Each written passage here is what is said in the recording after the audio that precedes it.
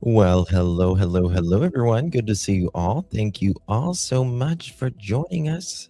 Really do appreciate your time. Tonight, we are talking about the Michael Joseph Vaughan case out of Fruitland, Idaho.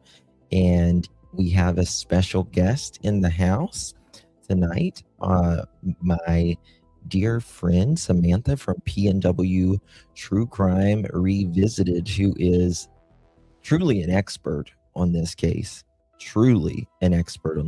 knows everything inside and out.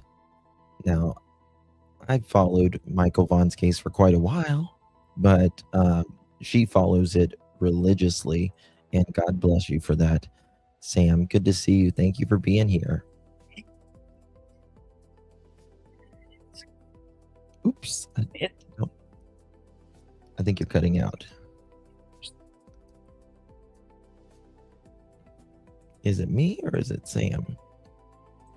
We was just talking just fine backstage. That's the way it worked. There we go. I hear you fine now. We're good. Okay. We're good. Okay. How you doing, thanks girl? For having me. Thank you for joining. I appreciate you. Put a 1 in the chat if you are familiar with Michael Vaughan's case out of Fruitland, Idaho. Little Michael right there, 5 years old, from Fruitland, Idaho. He is one of the, put a 2 in chat if you're not familiar with it. I want to make sure we get, people a little bit caught up on this case if they're not familiar with it. Yeah, Bigfoot. Sam has done an amazing job. She has. She has. Okay, so there's a few of you in here. That so Sam, do you want to just kind of do an overview of who Michael is? Joseph Vaughan was abducted. Oops. Okay. You were cutting out a second. Let's try it now. Try it again. Michael Joseph Vaughan is a 5-year-old little boy who was abducted in Fruitland, Idaho on July 27th of 2021. He wandered away from his home while his father, Tyler Vaughan, was inside the house changing his baby sister's diaper, ordering some pizza, waking baby Sissy up, and Michael left the house. His father, Tyler, saw him in the living room prior to going into the bedroom to wake the baby up and order the pizza. And he wandered, they believe, out the back door and then through the garage and through the garage door. And we know that Michael scent dog picked up his last scent on 9th in Arizona, which is not even a house away from the Vaughn's house. It's literally a house, a house and a half away. And there's been 4 named suspects in Michael Vaughan's abduction: Stacey Wondra, Sarah Wondra, Adrian Lucian, and Brandon Shirtliff. Sarah Wondra is the only woman of the house. She is married to Stacey Wondra, who's the man underneath her. Adrian Lucian is there on the left-hand side up at the top. Brandon Shirtliff is down on the bottom. They are 4 named suspects in this case. Stacey Wondra's trial is coming up in September. Not very far away, just a couple months. The pre-trial is August 4th, right around the corner, just a few weeks away. These 4 suspects were just 4-minute walk from the Vaughan family home. Yeah. So if you see my mouse right here, this is where, like Brandy, this is where Michael lived, right? And this is the perpetrator's home, but he was taken from this area, right? Nope. Go down. Nope. Come down, Arizona, right here. Keep going. Keep going down to that right there. That is where He's taken right on the Michael corner. Joseph Vaughan was taken. Taken right on the fucking corner. I mean, we're talking feet from the house. Yeah, Yeah. it was so close to the house. Um, I get a lot of questions. When are the other suspects going to be arrested? Sarah Wondra is currently serving time in prison on unrelated charges, and she's going to be released in October of 2026, actually October 26th. And when she is released, she is going to be arrested for and charged with first degree murder and second degree kidnapping, just like Stacey Wondra. He was also serving time in prison down in Arizona on unrelated pew pew charges, and they extradited him back to Fruitland as soon as he finished his prison sentence. And that's exactly what they're going to do to Sarah. And from what I understand, Brandon Shurtleff and Adrian Lucian are coming next. They're taking them down like dominoes. And they cannot try. This is another question that I get. Fruitland is a little bitty, tiny little town. Okay. They do not have enough, prosecuting attorneys, money. and It's a lot all of that money. kind of stuff. Yeah. So it would be very difficult to do it and do it right if they tried to charge all of them at the same time, because every single one of them deserve and have to have a speedy trial. Yeah. And doing that, they could possibly, one of these guys, get away. Yeah, we can't. You got one chance. Can't allow that. You got one shot. Yeah, I mean, you really do. This is one of the few cases that I have ever covered where actually it was just an unknown perpetrator or perpetrators in this case that actually did something. Because usually it's someone extremely close to the family, or not. Usually it's the family or someone extremely close to the victim, right? Right. In this case, it was physically they lived close, right? But there was no connection to Michael. None.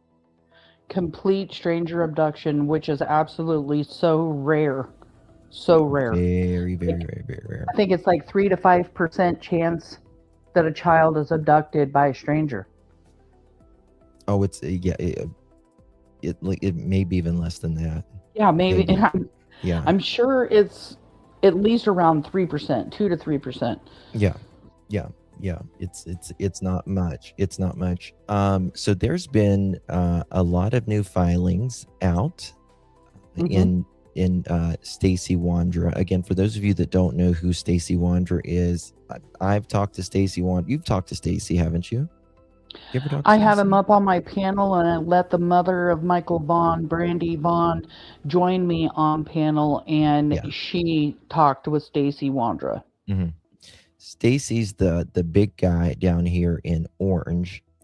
He's not as big anymore. He can't drink his gallons of milks that he likes a day, probably. But he's the first one that's in going to trial right now. And with these new documents, oh my God, do you want to talk about, for those of the people that don't know about this case, because I'm really trying to get more people involved in Michael's case right now. I think obviously you are too, but because this the trial's coming up. Can you talk about just the despicable things that happened that day? What the filings talk about how Michael was abducted, where they took him, when they came back, all of that. Because it's bad. It's bad, guys. It's really bad. Trigger warning for everybody, please protect your mental health, because it is really bad. I went to Stacey Wondra's preliminary hearing in Fruitland, Idaho, and met Brandy Vaughan and her family, met the district attorney, many law enforcement agents that they're in Fruitland. And got to hear a lot of testimony, not only from cadaver dogs and stuff, but also the confession footage when Stacey Wondra talked to detectives. Um, he had spoken with them several times, but one in November of 2022, when he spoke with detectives, he told detectives that his wife, Sarah Wondra, kidnapped Michael Vaughan, and that Adrian Lucian and Brandon Shurtleff helped. They brought him in the home, and Sarah was holding Michael very tightly because he was trying to wiggle around to get loose. Yeah, Of course, he's scared, right? Yeah. Yeah. He said that Sarah proceeded to put him on the couch, where they then handed him a dog toy to play with. Stacey Wondra claims that he went into the bedroom after that because he was flabbergasted and disgusted with the idea that they had decided to take a child.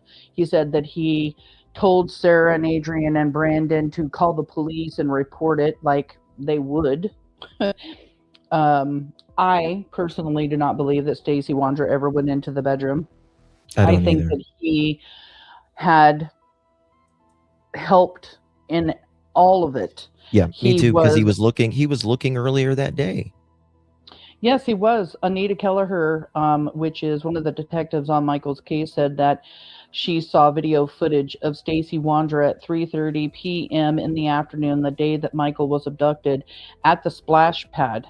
Stacey Wondra said that he had lost his chew and that he pulled into the splash pad to get out of the car and get the chew from the, he was too big to lean over to get his chew, so he had to get out of the car. But Stacey Wondra never opened up the door. Instead, he was checking the door handle. He walked around the back of the car. This is per Juanita Kelleher's testimony, that he was looking around as if he was looking to see if anybody was watching him, and then proceeded to wave at children at the splash pad. He left there and then went to a skate park. And that video that Juanita Kelleher saw is the reason why she decided to look more into the Wondras. God bless. God bless so for that. He was out searching for a child, as they all had planned on doing. Yeah, he was hunting. And, you always got to think of, like, what's the motive behind these four, right? And usually, sadly, it's SCX, Ewell, right. what I mean? In this case, I think it was money. They thought that they were going. Right. Stacey Wondra said that Adrian Lucian and Sarah came up with a plan to kidnap a child and to sell Michael Vaughan for $10,000 each. So all four suspects.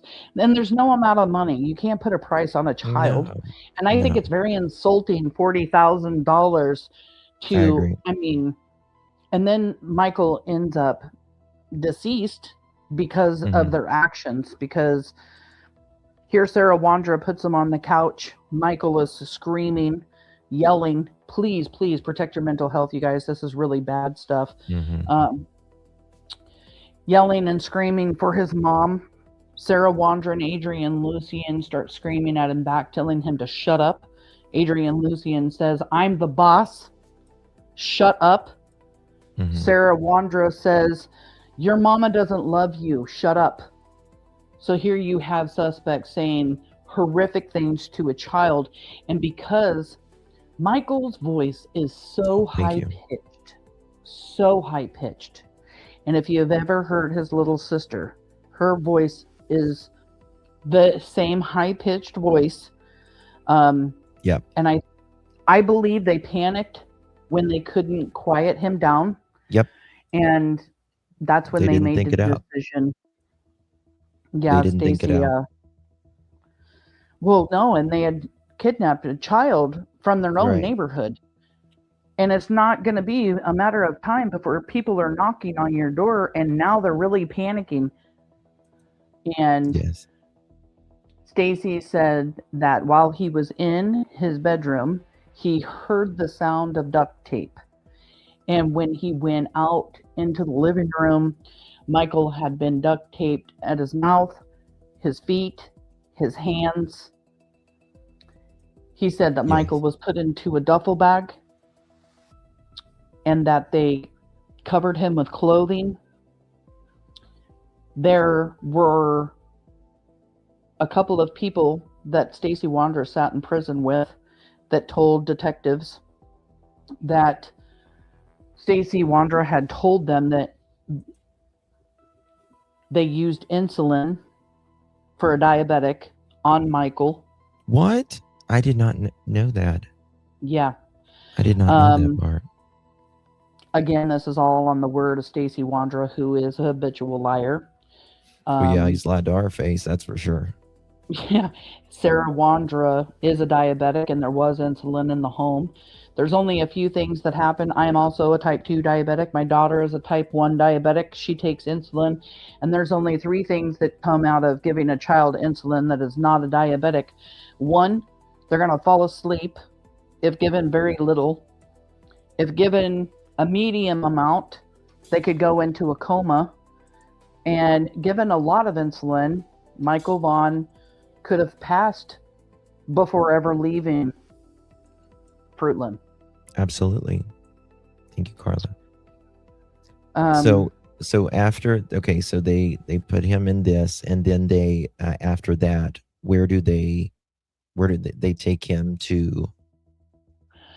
Well, in court documents, in the probable cause affidavit, and at the preliminary hearing, you hear about a phone conversation that Brandon Shurtleff told detectives about, and it was a phone conversation with Stacey Wondra that they came up with and created an alibi, and that alibi was going to be going to his mother's house, going to Brandon Shurtleff's mother's house in Kuna, Idaho.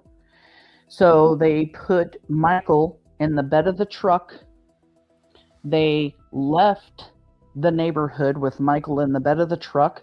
Stacey Wondra said they pulled over at 8th in Arizona because Michael was screaming and they wanted to check on him. So Brandon Shurtleff got out of the truck, walked around to the back to check on Michael, and then when he got back in the vehicle, they proceeded to go to Kuna, where And how far is Kuna? About 40 minutes? 45 minutes? Yeah. It's like 35 to 45 minutes, I want to say, depending on traffic. I know Brandy says that the traffic's horrible, so, I mean, give or take. They get to Kuna, and Stacey Wondra says that Brandon Shurtleff gets out of the truck, grabs his backpack and the duffel bag with Michael Vaughan in it, and he went into his mother's, Brandon Shurtleff went into his mother's home, left Michael in the spare bedroom of his mother's home. And just for those of you that may not know, Brandon Shurtleff's mother was out of town during this time. So she wouldn't have any knowledge of any of that until later on, and she tries really hard to protect her son. And Stacey says that he got back into the truck and they towed Brandon Shurtleff's car back to Fruitland. Yeah, that was the excuse. The excuse was their alibi was they went to tow a car at his mother's house. That was their alibi. But they failed to mention they kidnapped a child, duct taped him, threw him in a duffel bag on the way there. Right. And Stacey Wondra says that Brandon, Adrian, and Sarah went back to Kuna the next morning, got Michael Vaughan, who was now deceased, had passed. There's conflicting stories about whether or not Michael was alive. I don't believe that Brandon Shurtleff would leave an alive child in his mother's home. I mean, he could get free. He could make noises. Who knows? Stacey says that he accidentally suffocated, is what Sarah Wondra had told him, You don't and they accidentally brought suffocate. I just want to say something. You don't accidentally suffocate when you kidnap a child and even, put tape over their mouth. That's not accidentally. You know what I mean?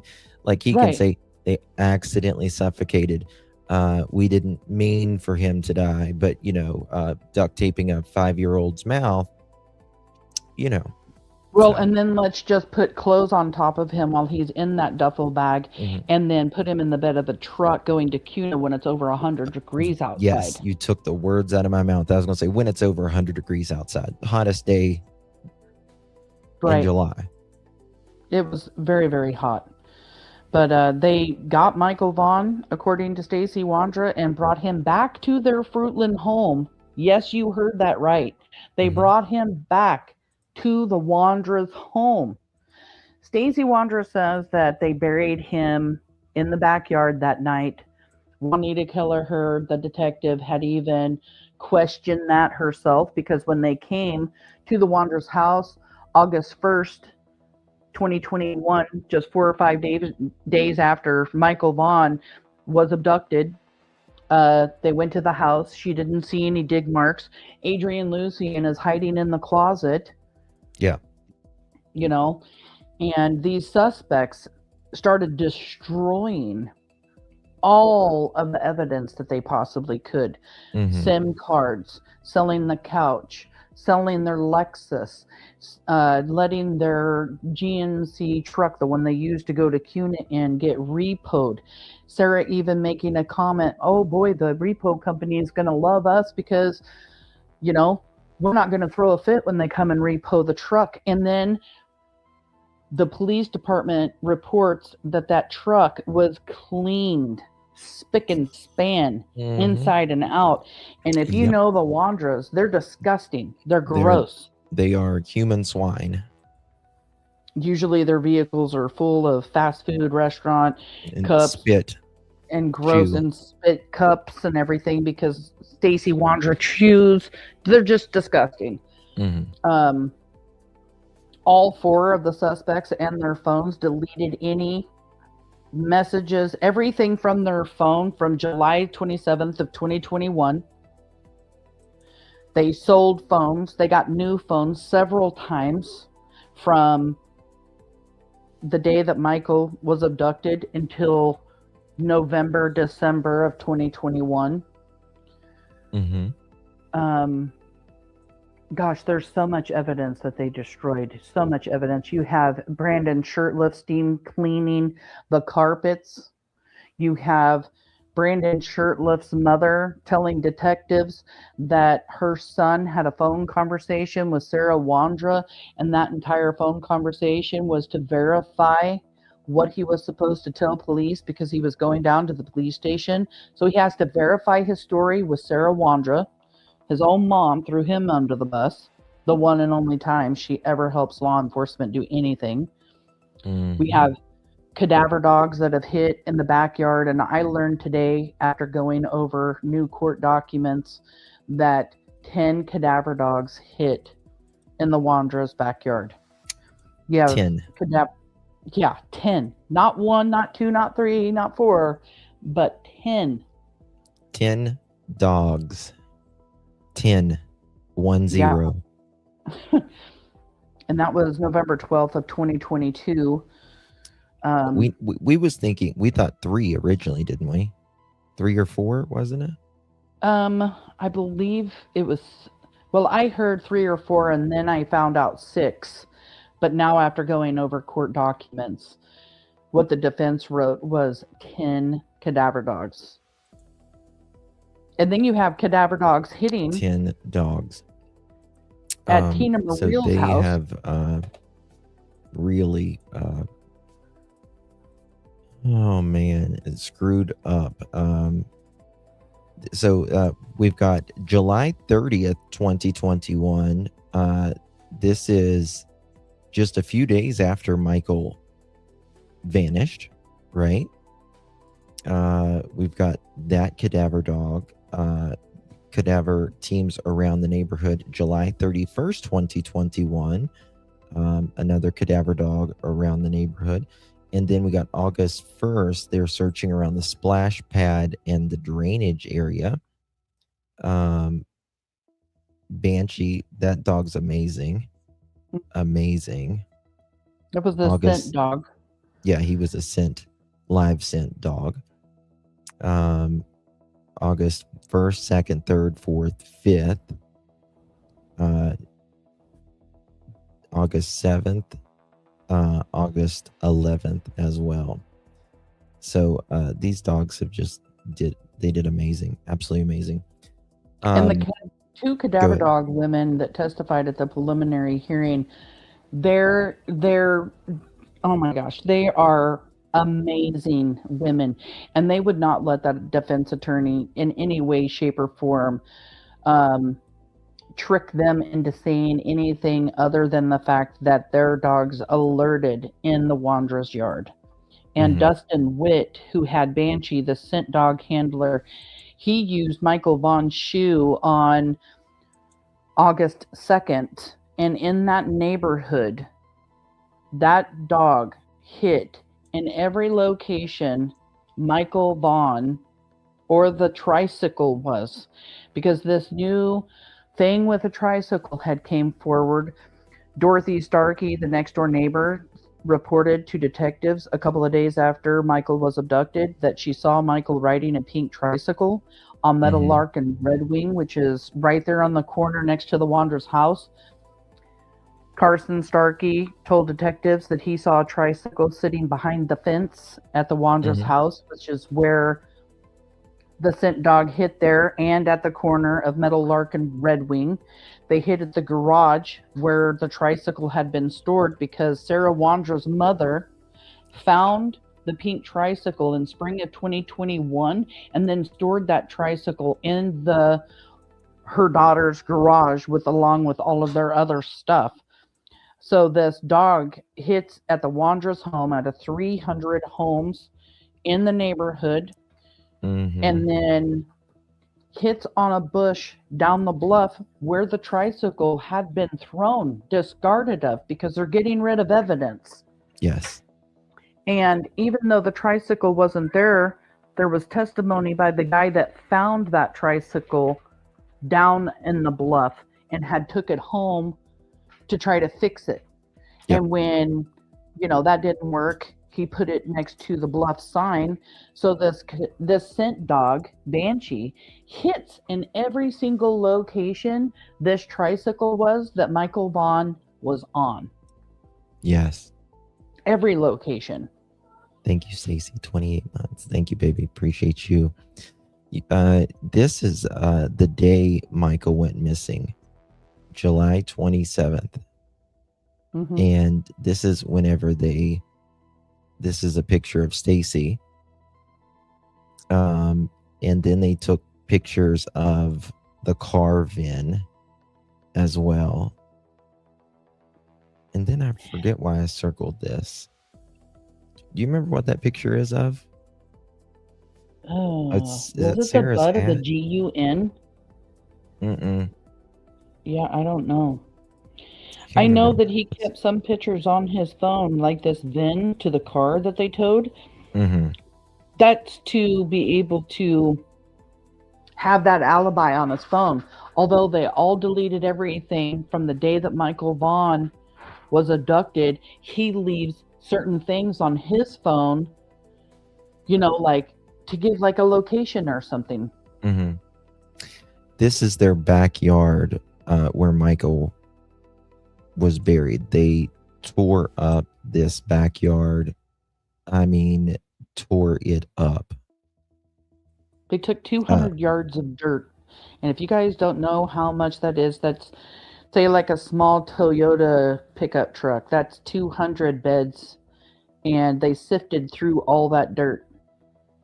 And they dug 4 feet down in that backyard to find Michael. And he was not found.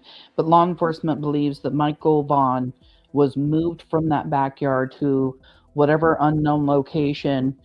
And it is believed that Brandon Shirtliff knows and was the one who moved Michael Vaughan from the backyard to this unknown location. He knows. He knows. He knows. They're watching us right now. You know that. Oh, yes. They're watching us right now. They watch everything. They do. Yep. Brandon, we are supporting Michael. Where is he, Brandon? Where is the duffel bag? Well, I asked, we've asked Brandon that a lot of times. I asked Stacey that when I talked to Stacey. It's like, I don't know where it's at. Don't know, Okay, so now Stacey Wondra, this guy, he's obviously been charged and he is at trial, right? Now, what's going on with the trial right now? Everything. They're trying to get a lot dismissed. Cries victim. Mhm. His rights have been violated, and then of course, he's done this for years and years on all of his other pew charges and everything else. Stacey Wondra takes no accountability for anything ever. He blames everything on his mental disabilities, which, by the way, I don't even think that they have really I'm sorry. evaluated him and his mental disabilities in quite a long time. So we're all going off of things that he was diagnosed with as a kid, and fetal alcohol syndrome, which also has to be determined by a very, very good doctor. He wants to blame everything that he does, everything, on his mental disabilities and his fetal alcohol syndrome, and claim that he is a victim, his rights have been violated, and that he gave a false confession to detectives. Yeah. Even though he has fetal alcohol syndrome, okay? And he's still a manipulating prick. Right? And even though he wants to claim coerced or whatever, Stacey Wondra could have given detectives any story. He could have said that the RSOs that lived next door to him did something. He could have said that Joe Blow Schmo from around the corner, that he saw something or whatever, but he didn't.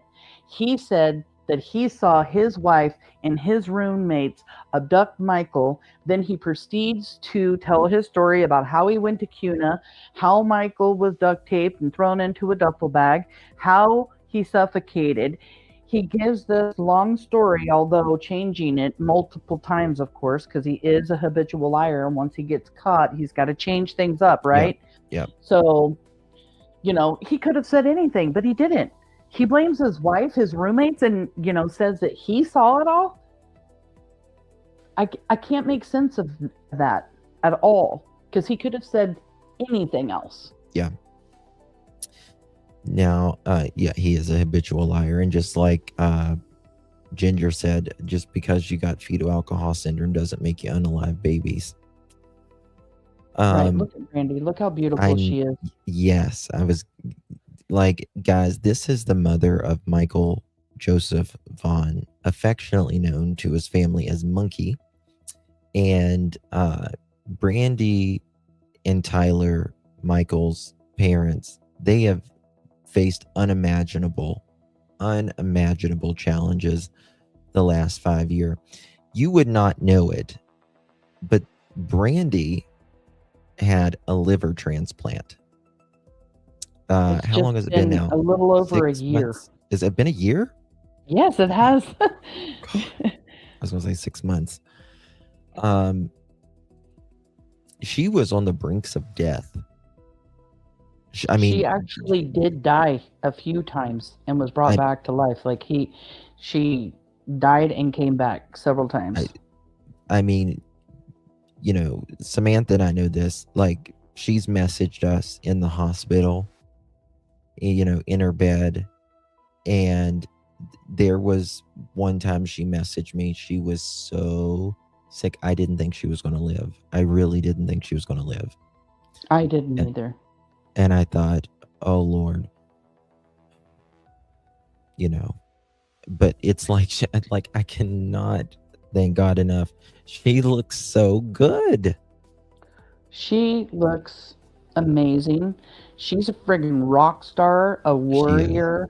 She has her channel, Brandy Neil Vaughn. She has Yes. started to do Monkey Mondays. She started to come up on my panel to start talking about everything that their family has gone through since Michael's disappearance, from details from the day he was abducted, months and months out. She's ready to tell Michael's story. She was too sick to do it, and she's actually had to start rewatching lives like your lives, Justin, my lives, Yeah. and everything, because the medicine that she was taking and how sick she was, she couldn't remember a lot of Yep. the stuff that happened. Now she's advocating hard, and she's not going to stop, and the Vaughn family is not going to stop until they get justice. And all they did was piss off a mama bear who's back, by the way, who's back and Yeah. very healthy, ready to just go as hard as she possibly can. So I encourage everybody to go over to her channel, subscribe, like, and comment everything. We're really trying to help her grow her channel because Yes. um, Mods are it's dropping it in important chat. to hear what these victims have gone through. Yeah. Yeah. Mods are dropping Brandy's link in chat and yours, Samantha. Make sure you subscribe to both of them. For the replay crew, thank you so much for joining, watching, and the links for Samantha, my guest here today, and Brandy, the mother of Michael Joseph Vaughan. She has her own channel that she's talking about her son and fighting for justice to get these 4 monsters behind bars. 2 are currently behind bars. The other 2 will be behind bars soon, I'm sure. And so make sure you guys sub up. Thank you for subscribing, Enoch. I really appreciate you guys for subscribing. I'm going to play this, if that's okay. Miss Samantha, I want to show this interview. Credit's going to go to our friends KTVB, and they've just done a great job on this. Morgan's amazing. I met her at the preliminary What's that? hearing, and she goes so hard for Brandy and the family. Anytime Brandy needs anything, she'll contact Morgan with KTVB, and they do an amazing job on Michael's case. They do a great job. They do a great job. And, you know, it's been 5 years, half of a decade when you think about it. Michael was 5 years old when he went missing. So as long as she had Michael, she's been fighting for him as well. That's a lot. That's a lot. 27th. Today is 1,813 days. I just got to say, this is a mother. This is what a mother looks like. And even when Brandy was literally at death's door, she was fighting for Michael. There she is. There she is. Never stopped. Never stopped. You know, it just is shocking to me how, you know, you see it, we see it. Some, you know, cases we cover, you just can't get the parents to get in front of even a camera to talk about their kid. Oh, to see her get up in front of that camera, she does such an amazing job talking with the news reporters. She headed right out of that courtroom ready to do it. You know, she doesn't ever tell them no. Yeah, absolutely not. Yeah. I mean, she's, you know, trying to get this out. You know, his trial's coming up and we need as many eyes on it as possible. We now know what's next for the man accused of kidnapping and murdering Michael Vaughan in Fruitland in 2021. He was back in court today. Here's this nasty son of a bitch. I can't stand him. I can't stand all 4 of them. I hope they both burn in the bottom of hell doing this to a 5-year-old child. Today. Welcome to the news at noon. I am Justin Core. With Stacey Wondra's trial scheduled for September, he had a status conference in Canyon County this morning. Wondra's defense filed multiple motions over the last month. Today, both sides worked with the judge to set dates for hearings on those motions. In one of the filings, Wondra's attorneys asked the Canyon County judge to dismiss the kidnapping and murder charges. They say prosecutors failed to show probable cause during Wondra's preliminary hearing earlier this year. Interviews between law enforcement and Wondra were shown during the multi-day hearing, in which his attorneys say Wondra, quote, speculated at the urging of the Fruitland Police Department as to what must have happened based on what he saw other people doing, end quote. The defense claims Wondra was not involved in the alleged kidnapping or killing, and the state didn't prove he was anything other than, quote, an observer. You know what? You know what he tried to do?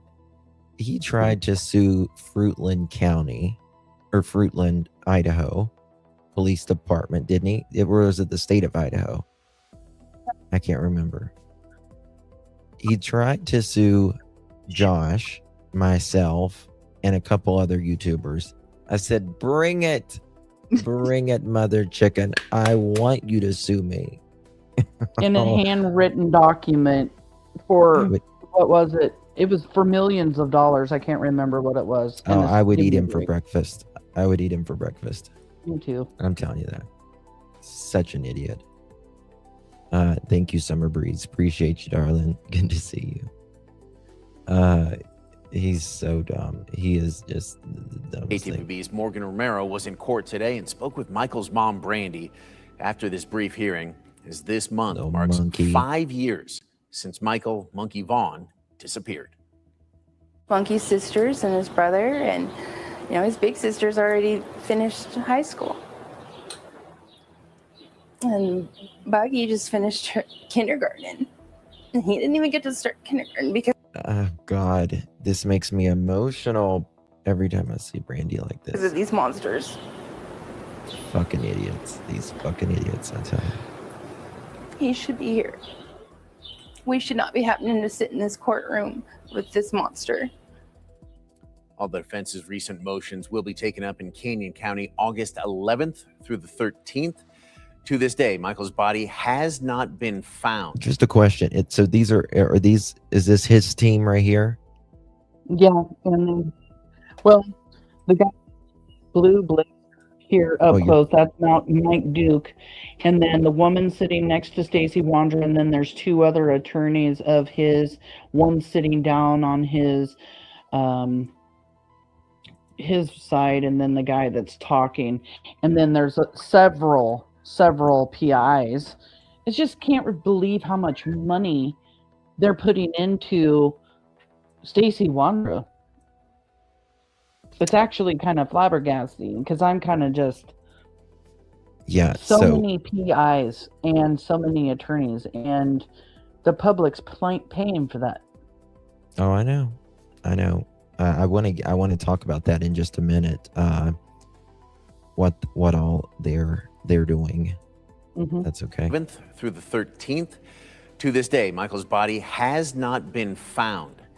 Meanwhile, the Vaughans are inviting the community to an event at Fruitland Community Park on July 27th, the anniversary of Michael's disappearance. Starting at 5 p.m., they'll have rock painting, fingerprinting, and later a candlelight vigil in Michael's honor. Oh, bless him. I want to show one more that is Idaho News 6. That's okay.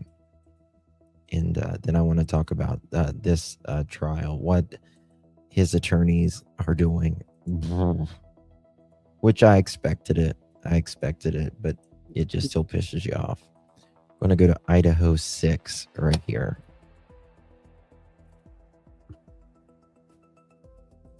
County neighborhood reporter Victoria Rodriguez at the Canyon County Courthouse, where Stacey Wondra, the man charged in connection with the death and disappearance of 5-year-old Michael Vaughan, appeared in a courtroom Tuesday morning. He should be here. We should not be happening to sit in this courtroom with this monster. Michael's mom, Brandy, is making a point to sit in the courtroom for every hearing, as the 5-year anniversary for Michael's disappearance is approaching, and so is the trial in the case. We're a week away from Michael's 5-year anniversary of being abducted, right? Right. And You're breaking up. You're breaking up. Mm-mm. Try again. can you hear me now? That's a little better. Yeah, I think so. Yeah, Brandy's going to be doing a press conference next Monday on the 27th. Awesome. And then she will be having the candle vigil there at the county park in Fruitland. So if That's you're so in good. the area, go support the family. Absolutely. Absolutely. Against suspect Stacey Wondra. Idaho News 6 has been covering the case since 2021, but before a jury hears any evidence, the defense is asking the court to consider several motions, including a request to drop the murder charge. During Tuesday's status conference, attorneys confirmed they are still preparing for trial to start September 14th. It does hit me like a ton of bricks, especially the one to dismiss. I just couldn't even believe that you would even think that, but I mean, it's in his rights to do that. So Vaughan tells me she expects the defense to challenge evidence involving search dogs used to search Wandra's property in 2022. Idaho News 6 was there when Wandra's wife at the time, Sarah, was charged with failing to report Michael's death. But after the search found no body, her charges were eventually dropped.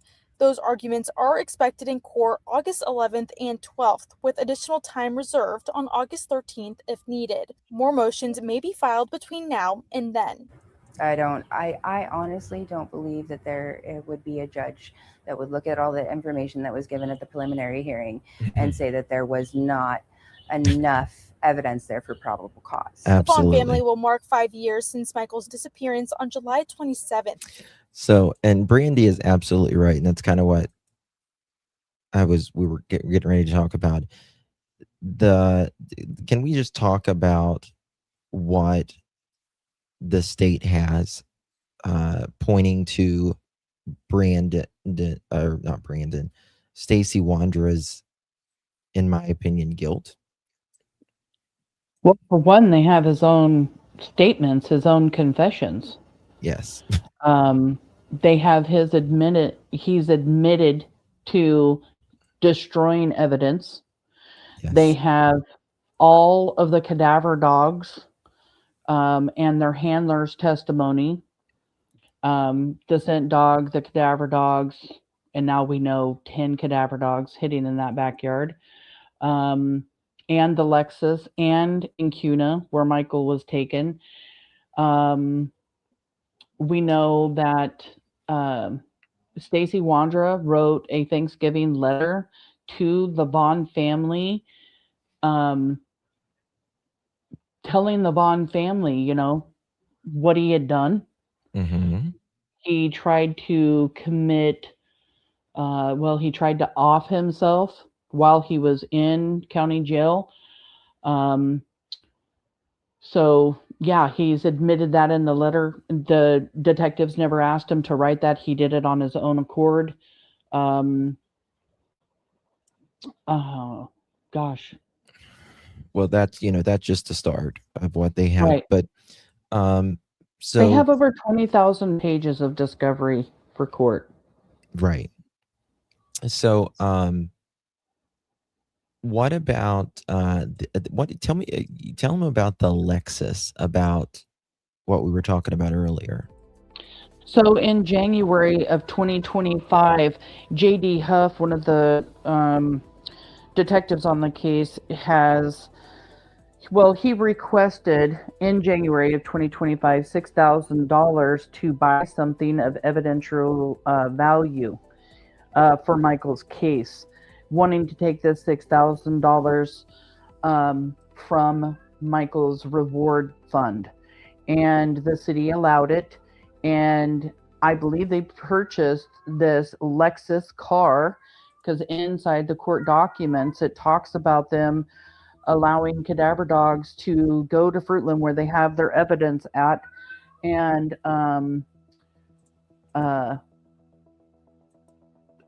Cadaver dogs alert to their Lexus. Now, the Lexus wasn't used. We don't know if it was used. Stacey Wondra didn't say that it was used to kidnap Michael, but since Cadaver dogs alerted on it, there's only two reasons why Cadaver dogs would alert on that Lexus. Either because that's the car they used to pick Michael up in Kuna and bring him back to Fruitland, or that was the car that was used to get Michael from the Wandra's backyard and move him to this unknown location. So it's got to be one or the other. So that's how. So I'm assuming they bought the car back. Yeah. Yep. And that's the car right down there, right? Isn't that the Lexus? The Lexus is a white Lexus. So Oh, that's no, right. I think Wait, I got think the that picture that's somewhere. her Toyota. I hear a cat. I think it's Sam's cat. It's my cat. I'm sorry, you guys. His daddy Oh, just it's came fine. home, and he goes crazy when his daddy gets home. And since he's Aw. been going out into the garden and taking a shower and kind of walking past him, he's crying for him. That's so cute. Oh my gosh, he's obsessed with my husband. We've only had him for a few months, but he absolutely loves him. That is so cute. He's already attached, like for a cat, especially, you know. Yeah, so when you get me these days, you get the cat crying, especially if you're here when daddy comes home. Mm-hmm. Yeah. Yeah. So so they have Michael's, or not Michael's, they have the confession, right, of Stacey, which we had that where they've got so much video. This is the Lexus. That's not the Lexus, that's the Mercedes too, isn't it? Yep, I think that's a Mercedes. I've got the Lexus somewhere. It was a white one. Just trying to find it. That's very interesting that they got Betty out, cats. Same way, Simeon. The cats pick their humans. Yes, that's true. That's true. They do. They do pick their humans. And so they're trying to get all of this thrown out. That's the frustrating thing part, but that's what they do. That's what they do. Yep. You want they to talk about that? are trying to get his first-degree murder and second-degree kidnapping charges taken away, and he says that he will plead guilty to the destruction of evidence. Make sense. The evidence that he destroyed that kept detectives from collecting the physical evidence, which would have then turned into forensic evidence, which I'm not sure that they were able to destroy it all, but the majority of it. But he will plead guilty for that, but not for kidnapping, not for the murder charges. No. He No, boy, admits no.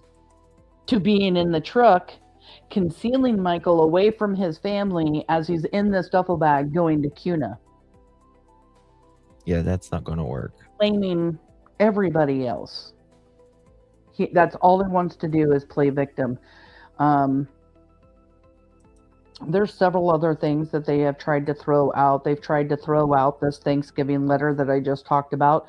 They want to toss out Stacey Wondra's FaceTime with his mother, claiming that she was coerced into doing this because detectives had been talking to her, telling her all of the evidence that they had against, well, not evidence, but things that they had against Stacey, where she would then in turn tell Stacey about, and then ultimately she's asked to talk to Stacey Wondra on a FaceTime and try to get him to talk about what happened, where he does. And yeah, getting that thrown out would be very good for the defense, because I'm telling you now, if a jury sees his mother talk, yeah, Stacey Wondra's going down, because she is a very, very kind Christian woman who begs her son, pleads with him to tell the truth over and over and over again, because she even knows that her son's a habitual liar. This mother adopted him, knowing that, later on finding out that he has fetal alcohol syndrome, all these mental disabilities, tries to do everything she can to help him. And then Stacey Wondra kills the family's cat. And that's the last straw. And she has to put him in a mental developmental facility in Montana, when I believe he was 14 years old at the time. And she's just done everything. She's very upset when Stacey Wondra tells her that Michael is dead. She cries, and she just, it's heartbreaking to see her talk to her son.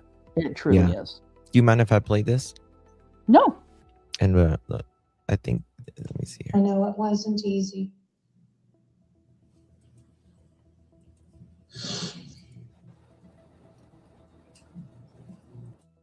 Oops, 1 second. Sorry. I know you are, babe. I know. She's just a loving person, you can tell. Huh? Sweetheart? I know. You know. You know, babe. Everything. It's very important, And to be very honest, Stacey. You have to take those off. Yes. I'm sorry, Mom. I'm sorry. You're sorry for yourself. I let you guys down. What'd you let him down for, Stacey? I know. You know what I appreciate about her is she gives no excuses. None. And that is such a refreshing thing. She gives no excuses. Yeah, she tells him to be a man and do the right thing. And notice, there's no detectives in this. Nobody's telling him that he's got to say all of this to his mom. So he's not being coerced into doing anything. He's not given a false confession here. He is talking to his mom. Yeah, I feel for her too. I mean, your son being a child unaliver. I know you are. I would have never been caught in the middle of this if it wasn't for her. Sweetie, you have to take responsibility for your part, okay? No. You have to be a man. Gotta be a man.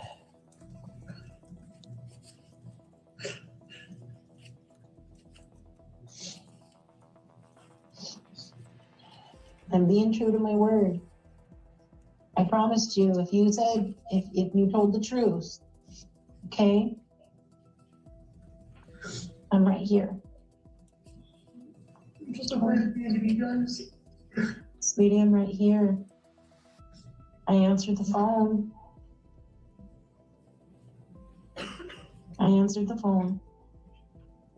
Take a deep breath. Good woman.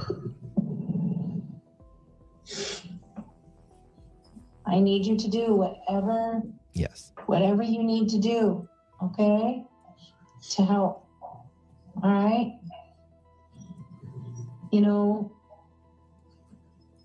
The Bible tells us if we confess our sins, he is faithful and just to forgive us our sins. He's not going to take away the consequences, but he's going to forgive you because you know what, babe?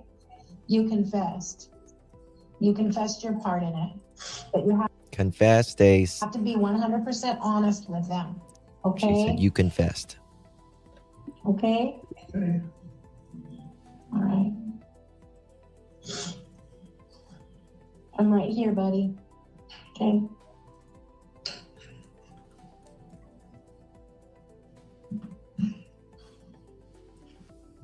You want to talk about it? What? Just anything?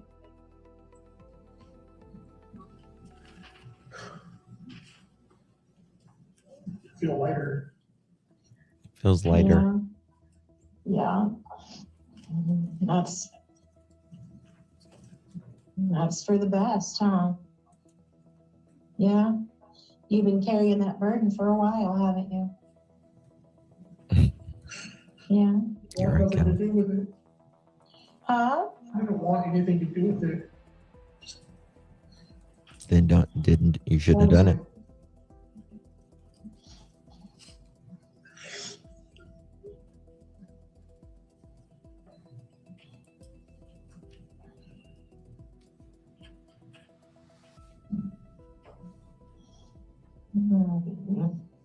Promise me you guys won't leave me if I have to go to prison for all my life.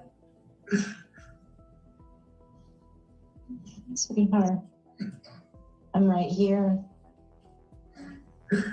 I'm right here. Huh? I feel like God's not. Sweetheart, Anything to do with me.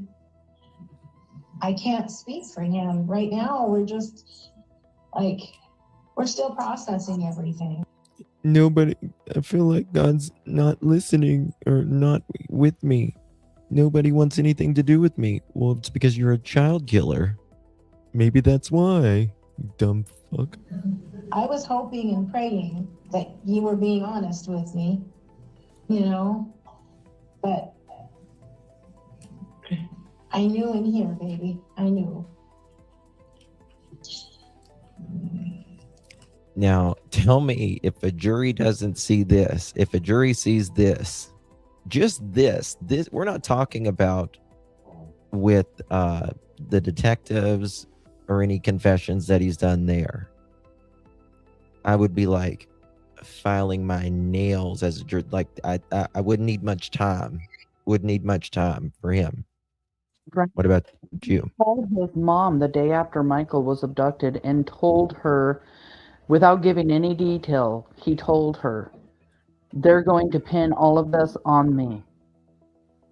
But didn't tell her what they were going to pin on him. Mm-hmm. Now I'm just going to be labeled as predator, man. What? I'm just going to be labeled as a predator everywhere I go. You ain't going anywhere, fucker. Evil person. You are a predator. Mm-hmm. They're trying, but they're not going. I love you. What do you do? Where are you at right now? And my father. Are you by yourself? Yeah. Okay. They had this plan that they were going to sell Michael. But did they have any connections? Did they, Samantha? I mean, between the four of them, they know well over 20 RSOs. Brandon Shurtleff and Adrian Lucian, not only DRUG trafficking, but also, excuse me for a second. You're fine. I think, there was child registered S offenders right next to where Stacey lived. Yes, but so many more. Not only ones that they lived with, hung out with. I connected Brandon Shurtleff and Adrian Lucian to well over a handful of them directly. Adrian Lucian knew the Pope twins out of Twin Fall, Idaho, whose mother was trafficked at a young age and then got into that kind of a business where her sons then also helped. There's recordings of them accusing Adrian Lucian, basically letting Adrian Lucian know, like, if you keep throwing our names out there, we're going to come after you. And Adrian Lucian went and stayed with the Pope twins' mom after Michael's abduction for a Really? short period of time. I did not And know I have that. those, yes, and I have those recordings. I've played them on my channel, and Adrian Lucian has been putting out ladies of the night for quite a long time. He tries to catfish women using different women's profile pictures to make money, scam men out of money by catfishing. We actually found one girl that wanted to talk in messages and just text back and forth the fact that while Adrian was in Fruitland right before and after Michael's abduction, he wanted to use her profile to catfish. She told him no, and then he proceeded to ask her if she would come make some money and be like somebody, the lady of the night kind of thing, you guys. And she told him no again, and then also said that he was acting very strange and unusual afterwards. And Adrian tries to say that he went to Fruitland, Idaho to get close to one of his sons, because he's got like 5 or 6 kids that he had never met before. And the fact of the matter is he met that son once the entire time he was there, and that's it. He didn't give a went shit to about his son. Fruitland because him and Sarah met on an app. They decided to come up with this plan, and he came to Idaho. They were always scheming. They were always scheming of how to Yes. make the next buck. Yeah, all 4 of them all the time. I mean, and look at all the different businesses that they had. And I think that they used their taxi business to, if you were to ask Stacey Wondra or Brandon Shirtliff or Sarah if Adrian ever drove their taxis, they would get so self-defensive. No, he never would. But in new court documents that came out, Stacey Wondra has now told the defense attorney, because they wrote it out in court documents, that he left his keys to his vehicle there at the house when he left and went to Kuna, basically trying to blame Adrian Lucian for being the one who kidnapped and murdered Michael Vaughan. Mm-hmm. And through talking, because I have talked many, many times, hours and hours and hours with Brandon Shirtliff, even interviewed him on my channel, and he finally admitted to the fact that Adrian Lucian did drive taxis. So were those taxis being used to do any of that kind of stuff for all of them to make money? I don't know. Can't prove Nothing it. would surprise me. But my gut's telling me that's what was going on. Yep. Nothing would surprise me with those. What did they say was going to happen now? They were just gonna go out and get. They were what? They're just gonna go out and get Michael from where I told them they were. He was. They're just going to go get Michael from where I told him he was. Now he's lying right there, or he may have thought Michael was still in the backyard. Yeah, because it was his confession to detectives that started that excavation in November of 2022. I believe that Stacey Wondra thought that Michael was still in that backyard, that they were going to find him. He had told detectives everything because he wanted to make a deal. It was the same deal that was offered to his wife the month prior. And when he found out that she was offered a deal, he wanted to talk. He called law enforcement to come talk to him while he was in jail. The detectives didn't just go there to talk to Stacey. Right there, Sam. Stacey called them. I think she's having a little connection trouble, but yeah, I think what she was going to say was he called the investigators to confess about this. Yes. Mm-hmm. Multiple times. Oh yeah, he wanted to get ahead of this. He wanted to get ahead of it. He thought, oh God, I better talk first or Sarah's going to get the deal. Right, because Sarah was offered a deal, and when he found out about it is when he called detectives. 10 of them, Nana Rocks. 10 10 dogs. Yeah. Yeah. They said that if everything turns out what I said and matches, that they were gonna fight for me. Thank you, Patty. Okay. Baby, is Michael alive?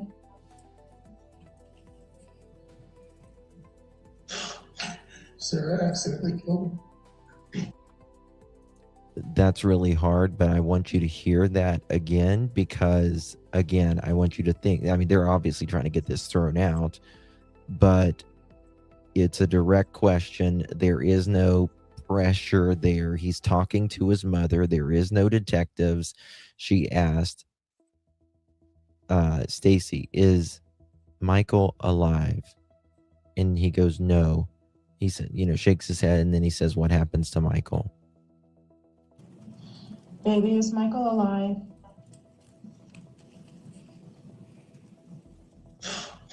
Sarah accidentally killed him. How? Suffocation. Thank you, Colleen. They buried him in a duffel bag. We buried him in a duffel bag. Sarah accidentally suffocated him. He says that he witnessed Sarah and Adrian burying Michael in the backyard, and that Brandon stood by to be the lookout while they did it.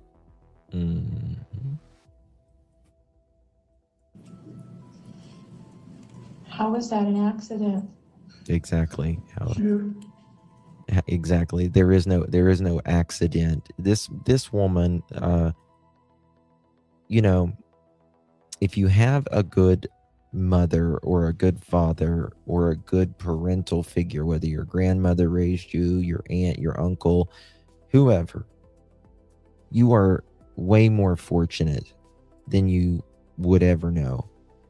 And Stacey was given a great mother, and he is just a piece of shit because of his decisions. Yeah. I feel so bad for her. I do too. Realize there was too much. An accident. How was that an accident? She didn't realize there was too much clothes on top of him. Too much clothes on top of him. Why did she take him? He was duct taped. Why did she take him? Did she take him or did you? No, I didn't take him. It was her and Adrian. Her and Adrian. Where were you? Sitting at home when they came walking in and Sarah was holding Mike. Yeah.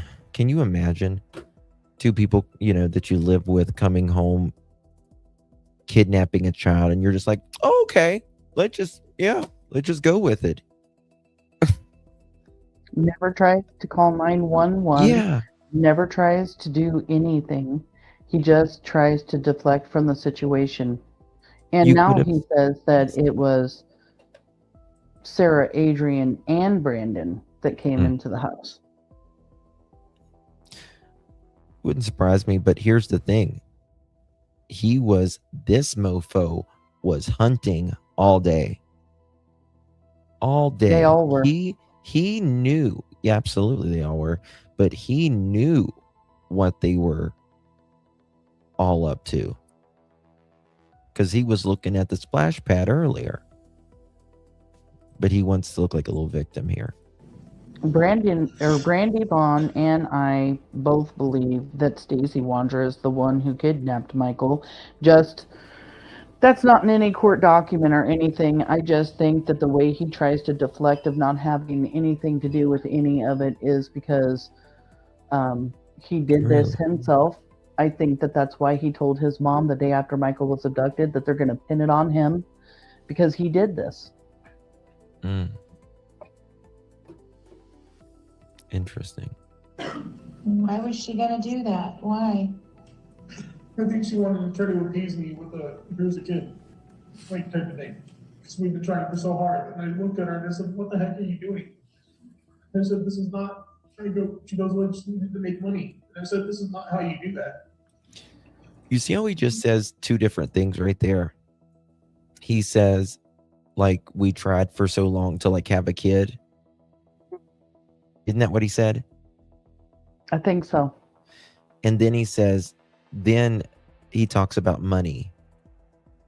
He goes from, we had tried so long to have a kid. And then she's like, well, we needed to make some money. Well, Yeah, but Sarah you don't try to have kids and then try to sell them. That's not the way it works. That's not the way it works. What he's saying is that the reason Sarah took Michael was so that they could have a kid, and then he turns around and then says Sarah was going to sell him. So yeah, Right. Yeah. I mean they're can't do both. yeah, exactly. You can't do both. Exactly. I just want to play a little part again. Attorney would tease me with the here's a kid, like type of thing. Because we've been trying for so hard. And I looked at her and I said, what the heck are you doing?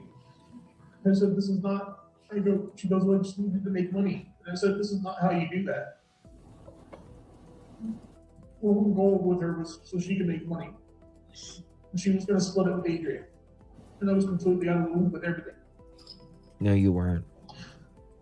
No, he wasn't. How come you didn't say something? I was scared too. I was scared.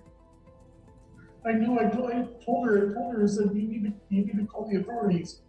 I said, you need to report this. This is not okay. And she goes, no, I'm not doing that.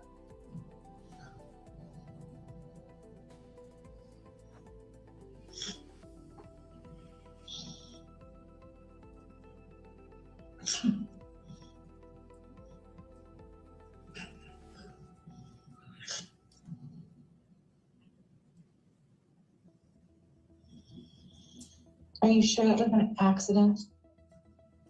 It was an accidental suffocation. How did Brandon get involved? Brandon's house was used to store Michael overnight.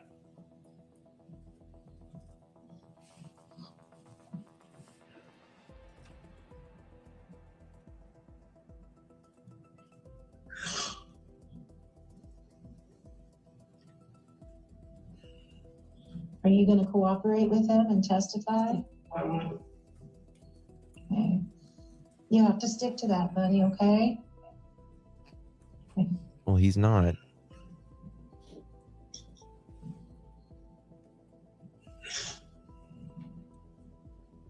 Yes. Oh, I'm gonna die in prison. Yes. I made him get myself killed.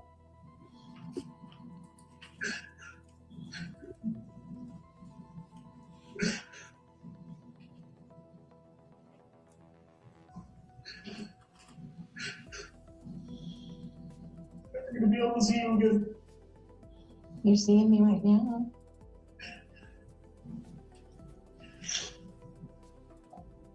I don't have video chats in prison.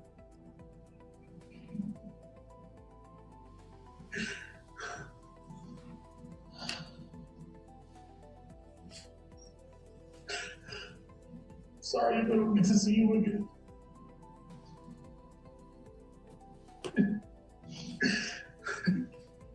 You know what, sweetheart? You know what, sweetie?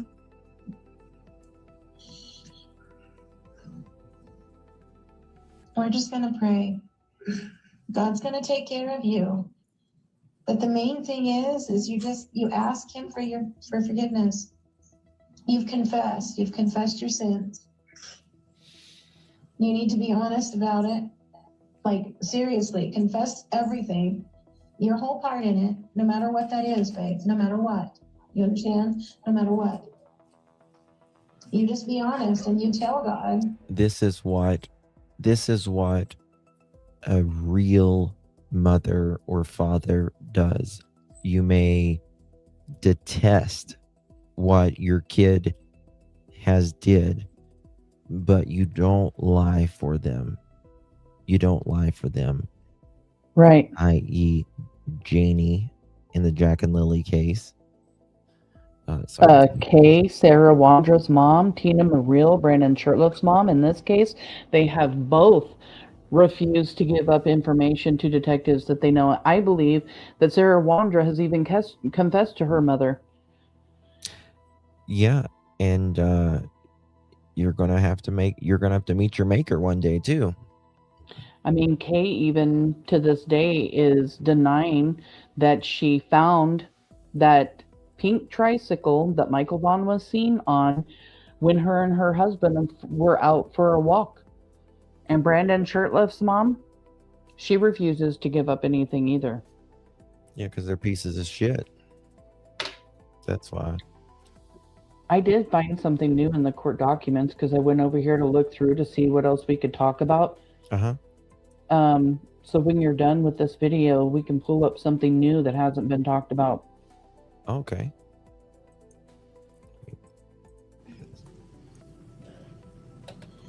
And he's going to forgive you. And then, you know what? No matter what happens after that, you just read your Bible, you pray, you talk to God, and he'll be with you, baby. He will. He will. And then you don't have to fear. You don't have to fear dying. Okay? Because you know what? We can't fix what happened. We can't fix any of that. But you can be different. And even if you have to be different in jail, okay? You can be different. And you don't have to be afraid of dying. Grandpa wasn't afraid of dying. And if you know Jesus and you've gotten forgiveness of your sins and he's in your heart, you'll get to see Grandpa. Okay? So no matter what, this is hard. It's going to be very hard. But you know what, baby? God has you, and he's not. How many siblings does he have? She's got a lot of kids, doesn't she? Many. He has several sisters. I'm not sure how many, but I know there's a lot. A lot. I want to say like 9? 5, 6. I thought there was. Yeah, I always thought there was a lot. I knew there was 7, a 8, lot. 9. I don't know. Yeah. There's a lot though.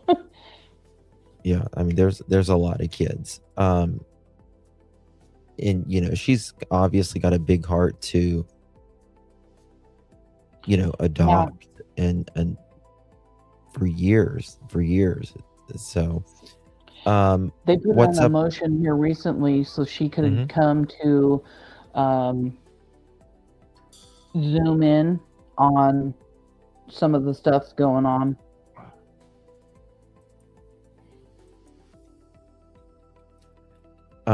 So what's up with the documents we're talking about here? You found. Oh, I just saw, because I did not see this. It's the state's objection to the defendant's motion to dismiss. Should have a red new right next to it. It's like 7/7 of 2026. Now say that again. Am I cutting out again? No, I didn't understand. I mean, you didn't cut out, but I didn't understand what you meant. On 7/7/2026, it's the state's objection to defendant's motion to dismiss. So to dismiss the first-degree murder and the second-degree kidnapping, I guess the state objected to that, and it's just a Oh, the state it's a objected. short little thing, huh? The state objected. Maybe I have that one. Maybe I Yeah, might it's have- in that long list of stuff there. Yeah. They tried to dismiss it just the other day, right? It's been within the last few weeks. The motion to dismiss was filed on 6/26, so June 26th of 2026.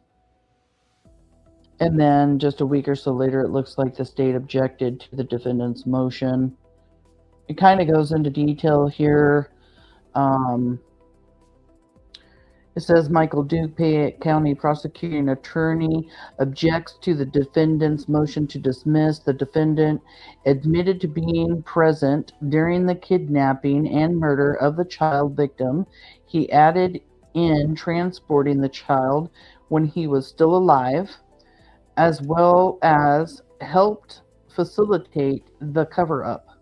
Joining a kidnapping late is not a defense to kidnapping and the murder that followed from it. The magistrate court appropriately bound the defendant over to district court, and found probable cause to send him to trial. Yeah, there's just no way that this was going to be thrown out. Right. No way. Hope he gets a death penalty. Callie made a good comment because, like Callie said, it's really too bad his juvenile record won't be displayed in court as evidence of his character and history. He has always gotten in trouble, this POS. Oh, yeah. I mean, you've got his felony pew charges. You have assault. You have, oh my gosh, he's done so much. There's robbery. Oh my gosh, there's so much with him. There's so He's much. been at it for years and years. I mean, since even when he was a minor. Right. Yeah. Even when he was a minor, he's always been in trouble. He doesn't have good impulse control, that's for sure. Right. And then one of the other motions that were put in were the motions to suppress statements. So meaning all of Stacey Wondra's, confessions and everything to detectives, and statements to his mother, which is what we're watching here. Was that denied? It hasn't gone through yet. They have a hearing coming up. I believe it's the second week of August to go over all of the motions, or some of them. It's August 11th through the 13th. I think it'll be denied. I assume they got dragged into this by them. Sarah told him for pew-pews. Told on him for pew-pews. Yeah, well, he was already I think a felon, and he couldn't have pew-pews. Right. And he's trying to sell them too. So dumb. At a pawn shop. It's another one of the the things that they recently did. It's the second specific request for discovery. The defense is asking for all emails received by the tip email for Find Michael at Fruitland.org. So this is the Fruitland Police tip line, and they're requesting any and all emails from the day that Michael was abducted to current. Yeah, well, because they don't really, in my opinion, have much of an argument, and they're going to say, like if there was a site, like they thought there was a sighting of Michael. Oh, well, did you investigate this really good? This could have been, that kind of shit they're going to do. Right. They also are requesting discovery from the prosecutors for all evaluation by medical and forensic doctors that were referenced in court documents. So I guess the defense has said that there were doctors and stuff, medical people that had spoken with Stacey, so they're wanting those records too. And then is it? Yep. They're wanting stuff from including Chris Madonna and the Cold Case Foundation and evaluation referenced also in a phone call with Tammy. Stacey's mom. So, yeah, they're trying to find out things, I think.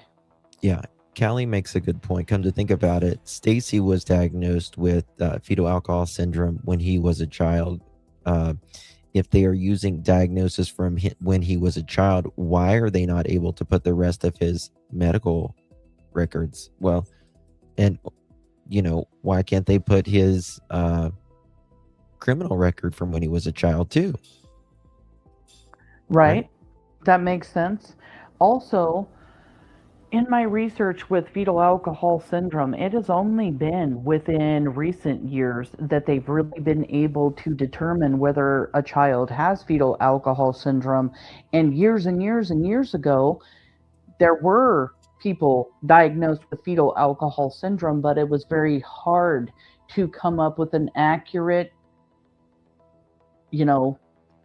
diagnosis because it is so hard to prove. He likes to talk about his explosive disorder or something like that. Oh, yeah. He's got the explosive disorder. He named off all kinds of stuff with John Matthews.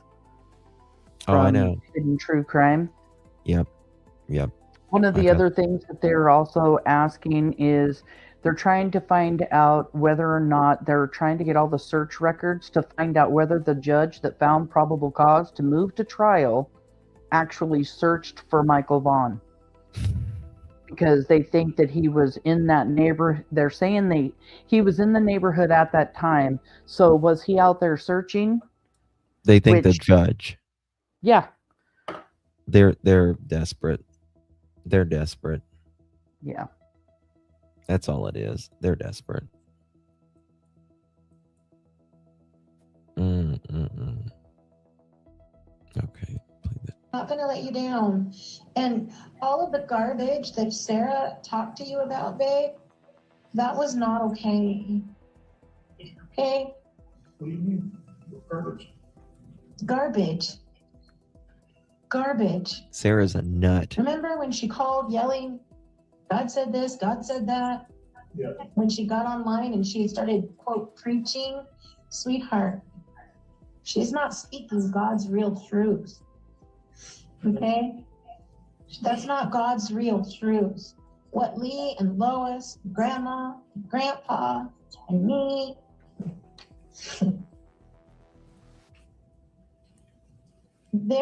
that's the truth. That's the truth, baby. Okay? I want you to take every single thing that Sarah said to you and throw it out the window. And know that the people that really love you, are here. Okay?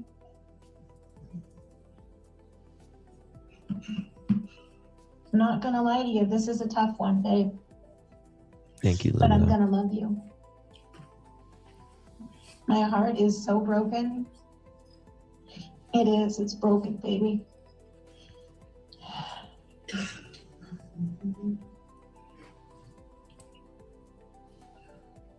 I don't think I've had my heart broken like this before. But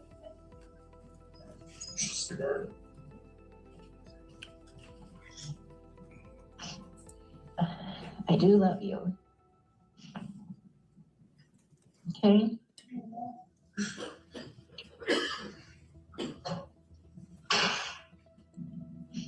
I do love you. I love you too.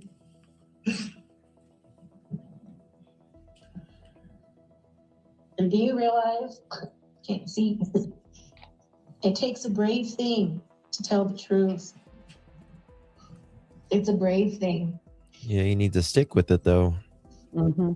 To admit you've made a mistake. Okay? Where you sent them, are they going to find him? Okay. Okay. Hey, Dad.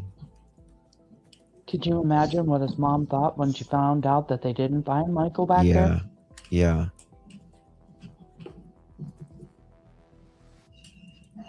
Have you talked to my dad about this? No. Whenever whenever they didn't find him, she probably thought, "Oh my God, now he's lying. He's lying again." But Exactly. I really don't think he knows where Michael is. I don't either.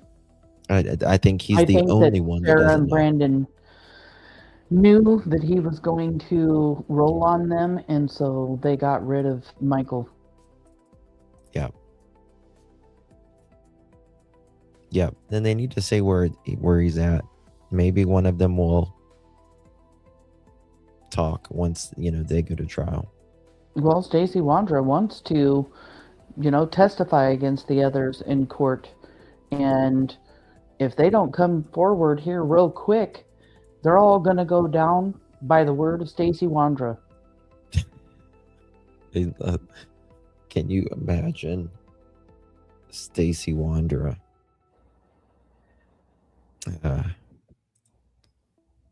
Brandon, Adrian, because y'all are out. Y'all are watching us right now. I know you are. You guys better tell where Michael's at. You better tell where Michael's at. You know where he's at. Or at least come forward and talk about what happened. Let's not go off of the words of a habitual liar. Let's see if the truth is different. Come forward and talk to law enforcement and tell them your side of the entire story. Because some things we heard from Juanita Kelleher, the detective in Michael Vaughan's case, also is that Brandon Shurtleff told Juanita Kelleher that he owned a red Marlboro duffel bag and proceeded to ask Juanita Kelleher if they had found the red duffel bag. Who has balls that big to ask if you found it yet? Yeah. I'll never forget when Josh and I asked Stacey about that duffel bag. You guys had him so close to. We had So him close. bent. We had him bent. And he's like, I watched Brandon put the clothes in the duffel bag or something like that, if I remember correctly. And like, come on now. Well, they're talking about the clothes that they put in the duffel bag, and then they came up with the story that the reason why the clothes got put into the duffel bag was because Brandon had to wash clothes when they got to his mom's house. And in all actuality, the clothes got put on top of Michael Vaughan. Brandon, do you still have those clothes? Do you still wear those clothes? Mm-hmm. Yeah. That you suffocated a 5-year-old little boy? Because he ends Brandon? up doing laundry and taking a shower later that evening anyway. Mm-hmm. Brandon, do you still see Michael when you close your eyes? He went to live with his mother. How could he stay in that house knowing what he did with Michael Vaughan in that house? That he left them overnight in a duffel bag in that spare room. And when he goes and stays with his mother, he's staying in that room where he left Michael all night long to suffocate. Yep. Went back to Fruitland, But didn't they go back to Fruitland and then didn't Sarah drive him back again? Brandon Shurtleff did go back to the house that night. Don't know if he took a car over there or if Sarah took him back, but he makes a lot of slips. And we know he went back to that house that night. Could you imagine leaving a little boy in a duffel bag at your mother's house? Are you really not just going to go back there and stay there? You're just going to let him sit there overnight when his mom has housekeeping coming into the house, checking on the house and stuff while she's gone out of town? Oh, I did not know that part. Got paranoid. And there was also a huge altercation that night between Brandon and the other roommates in the house, and he just got mad and left. Yeah, they were freaking out. Because when they came back and they saw the massive surge. That's when I think that's when they really started shitting bricks. Right? Heck, I just tell me. Just can't even imagine they brought Michael back to the Fruitland house the next day when they're all still out looking and searching for Michael. That is just crazy. wild to me. Like, that is ballsy. You know, Brandon Shirtliff said he saw Sarah and Stacey put the duffel bag with Michael in it into the crawl space, the basement of the Wondras home. That was another thing that Juanita Kelleher said that Brandon told her that I got to hear at the preliminary hearing. Yeah. Brandon, I think he was under the crawl space for a few days.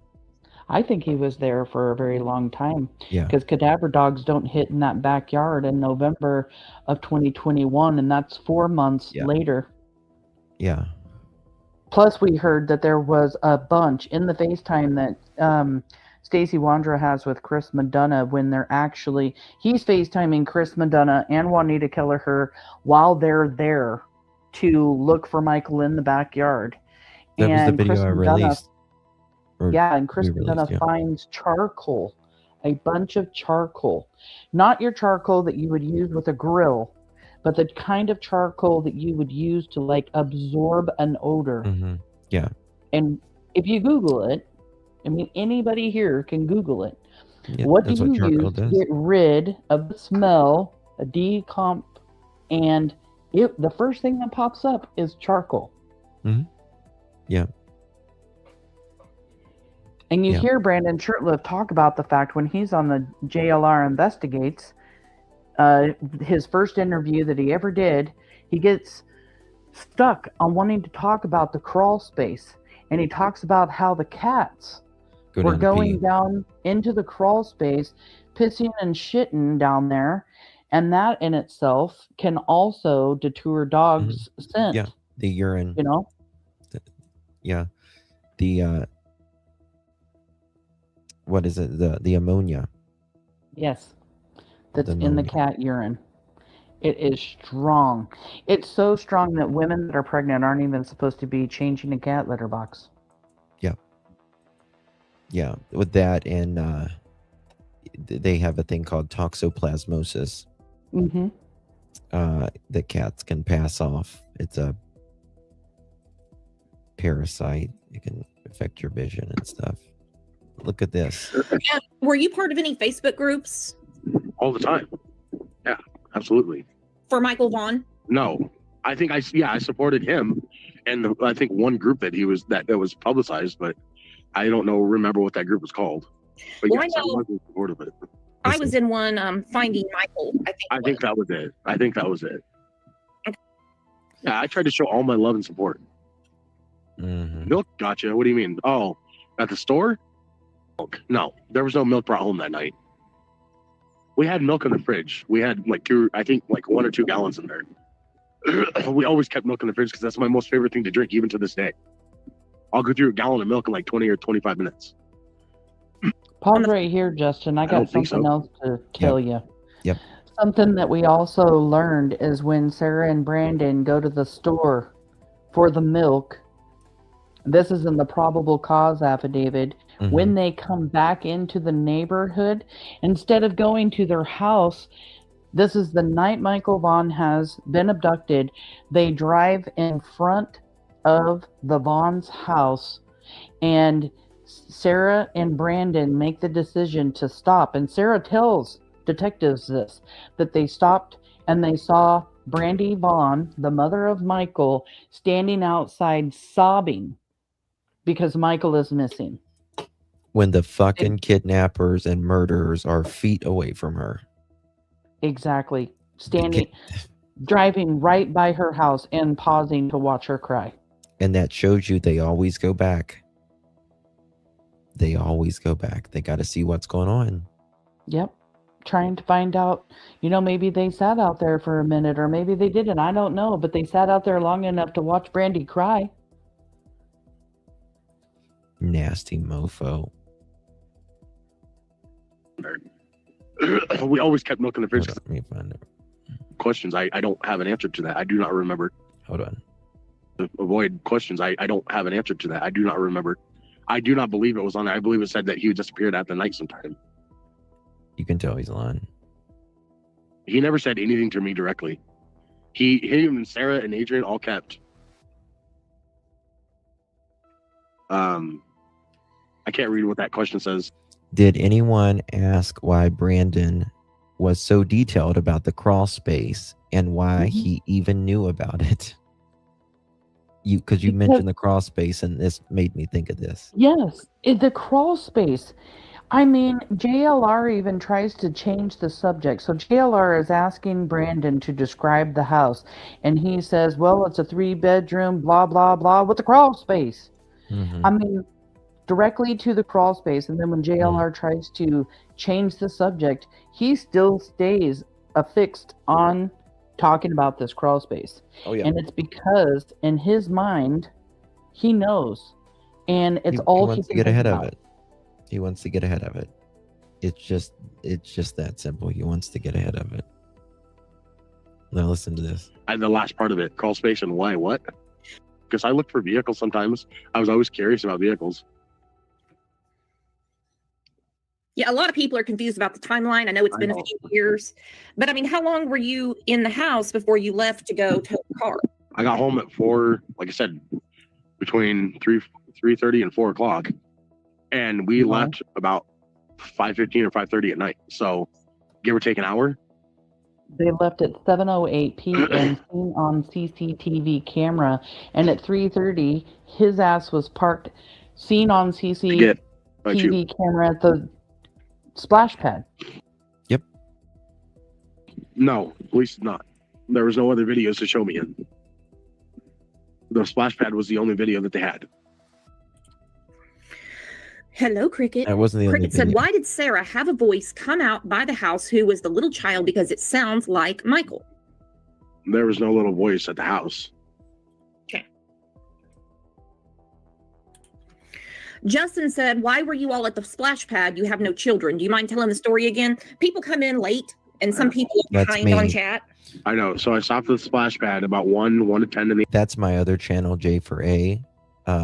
And that's me asking that question. afternoon because I had lost my chew. My chew had fell on the passenger side, far side of the floorboard, and I couldn't reach it. So I pulled into the splash pad really quick. It was the safest spot to park in. And I got out of the car, walked around the vehicle, grabbed my chew, walked back around and left. No, you didn't. Nope, not at all. Did they splash pad or leave? It was recorded. Everything. They recorded the whole thing. It was on CCTV or whatever. I don't know what it's called. It's just neighborhood watch. Oh, I got you. You didn't even open That the girl door. said, what did Sarah and Brandon do after the tow of the car that They evening? went and looked for Michael. They went and looked for Tow the car. No, they didn't have any specific. They had pictures of the truck leaving the neighborhood. Correct. And that was exactly at the time that I told you guys on here, between 5:30 and 6. I think they left that house to go drive around and look to see what was going was on, 7. is what I think. I don't think they ever got out of the car to search for Michael. Well, why would they? Hell They no. took him. They didn't search for Michael. It was just an alibi, if anything. When was the last time Stacey saw Adrian the day prior to Michael's abduction? Ow. Adrian Lucien got out of Fruitland the Um, 20th of August. He didn't stick What- around. Oh, Adrian? hmm Yeah, he Morning. left. before Sarah took him to Boise to go see his kid. Did you leave to go? Major lie he told Brooks with this is old I've got here, but I was just pulling up stuff. Major lie of Stacey, he told Brooks with crime lines and lies, and myself, me, Sarah did indeed go into the house to use the bathroom, and on the way to the home when the rope snapped. Right. Okay. There are several different versions of that. There are versions that were said that Sarah went in Stacey said that Sarah went in to go to the bathroom. Brandon Shirtliff told me that Stacey came into the house. In my opinion, I don't think that they just sat outside. I think they were all involved with taking Michael inside the house. Oh, absolutely. Listen to this. I'm having some trouble with the button. So I'm just curious. So did you and Sarah go into his mom's house with him when he like snuck in there? No, Sarah stayed in the truck. I had to push Brandon's car out of the driveway. See, he told me and Brooks that Sarah went in to use the bathroom. Her and Brandon just went in the house. And he can't even push a lawnmower, so how is he pushing a car and hooking up a car? Say that again, you broke up. Oh, sorry. You're fine. How can he not mow the lawn, but then turn around and say he pushed the car? Right. To hook it up and everything, to go do that too. He's a lion sack of garbage. To back it out and to push it out into the street behind the truck so I can hook up the tow strap to it. Okay. So he just went in with the duffel bag, kind of dropped it off, put the laundry in the washer, and then put the laundry in the washer, got some new clothes. And like we told him, we were like, Stacey, why would you drive an hour to put laundry in the house, to do laundry at his mom's house when you have a laundry service? You and your wife has a laundry service where you do other people's laundry, number one, and number two, you have a washer and dryer at your house. They knew where the cameras were, so it was easy for them to dodge being seen, which almost seems like premeditation right there. 1,000%. Right. 1,000%. Came out with the duffel bag. And Brandon, in new court documents that came out by the defense, Stacey's saying that Sarah and Brandon avoided the camera, the doorbell cam at Brandon Shirtliff's mom's house to go in to the house. There's just so many different stories that Stacey Wondra gives. And then when it fits the defense and what he's trying to say, he just picks and chooses what story of Stacey Wondra's he wants to put in that particular court doc. Yep. Okay. And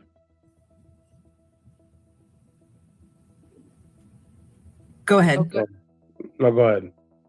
Well, I'm chopping up a little bit. So he got the duffel bag. He came back out. He's not supposed to be at his mom's house. So he's not supposed to be at his mom's house because Brandon would bring friends over that his mom didn't approve of. And, people would steal stuff from his mom and shit like that. So that's why. But she eventually knew that he was in the house, you know what I mean? But that's the only way Brandon could get in the house was going through the side of the house. And he did that multiple times. Did he have a key or did he like go in through a window or? No, he just went through the garage. Oh, okay. He went through the garage, the garage that goes out to the backyard. And did Sarah go in? No, Sarah stayed in the truck. Okay, because didn't you earlier say she went in to pee? Yes. No. Did. Yes, you did. Oh, okay. Thank you. Sarah went pee on the side. Sarah went pee on the side.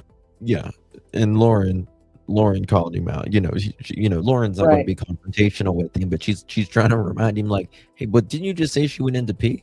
He certainly did. He told me that. He told Brooks that.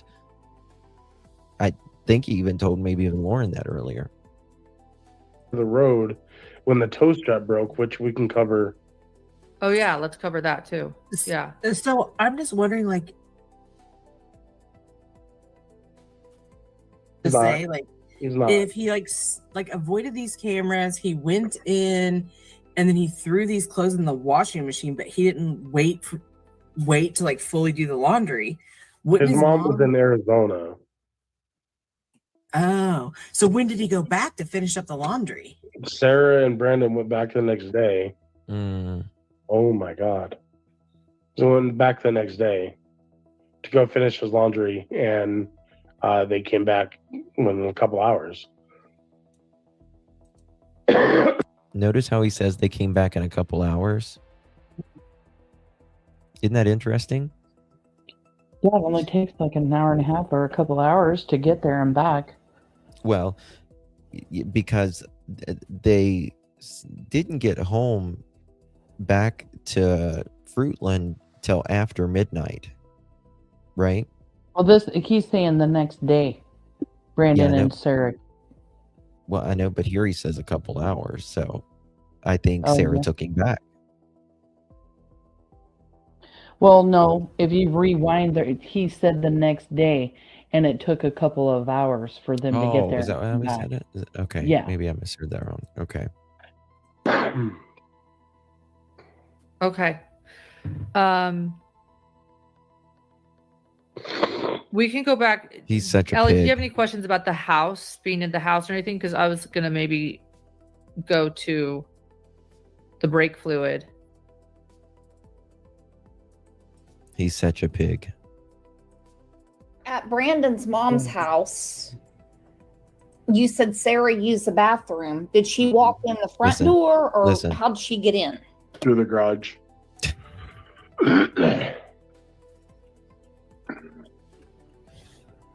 Now, you just heard him deny it with Lauren just now. You just heard him a second ago say, no, Sarah didn't go in the house. I know, and then you have Brandon Shurtleff saying that Stacey went into the house while he hooked up the tow. That's what he says. I mean, none of them want to put themselves in. Stacey and Brandon both are trying to avoid saying that they were in that house because they know what happened to Michael in that house. Oh, yeah. Yeah. Listen to in that. the front door, or how did she get in?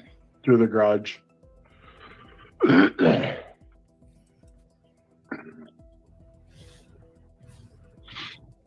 Is it like one of those garage doors that you hit the button and the garage door comes up, or is it one of those like where you pull it up? No, it was the garage door button. Who had the garage door opener? He knows the code to the little thing that's on the side of the garage. That opened it. Yes. Okay. Oh, he's a big ass liar. Wow. How come Brandon wasn't living with his mom? Brandon burned a lot of bridges with his mom. Burned a lot. He stole from her, took from her. No, it's this. I mean, why didn't she use a bathroom at Brandon's mom's house? She did. Oh, okay. Her bladder is ridiculous. I've never met somebody who has to pee as much as her. Again, he said it. He said it there. Again, that she used the bathroom in the house. Away from. Took the back road to Fruitland, the old highway from. I think it's called the Black Canyon Highway. I think. But we had stopped on the Eagle Road. I don't remember what road it was exactly, but we had stopped and pulled over for a second because the tow strap came undone.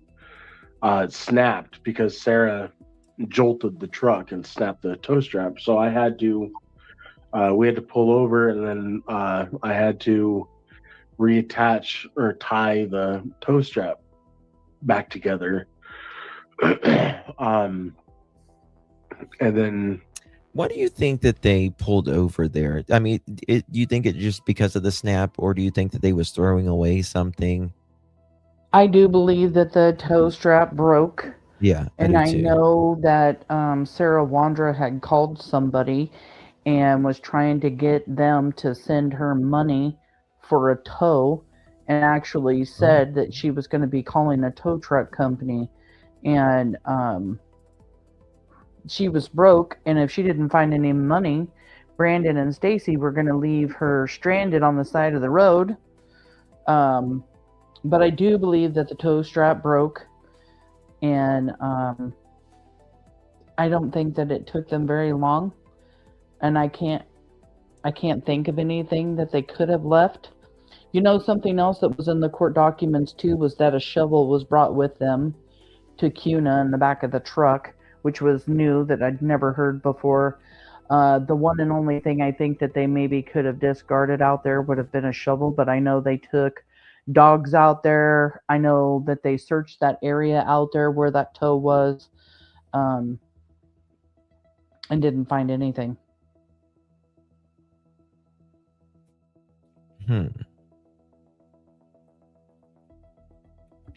Okay, that's interesting. Yeah, I think that they weren't going to tow the car until I don't think the plan was to kidnap a kid and then go tow the car. I think the plan was to take Michael to the house, and they thought, oh shit, well, we need an alibi. Let's go ahead and tow this car. And they just found a strap. And well, yeah, there was a conversation Brandon Shurtleff told detectives about that him and Stacey had talked and came up with this alibi to go to his mom's house and tow his car back. Oh, I think that alibi was created before they ever left Fruitland. Oh, that's interesting. Premeditated. Sarah, I think, used the restroom on the side of the road like she usually did when we had no access to a restroom, but then that was the only time we had stopped.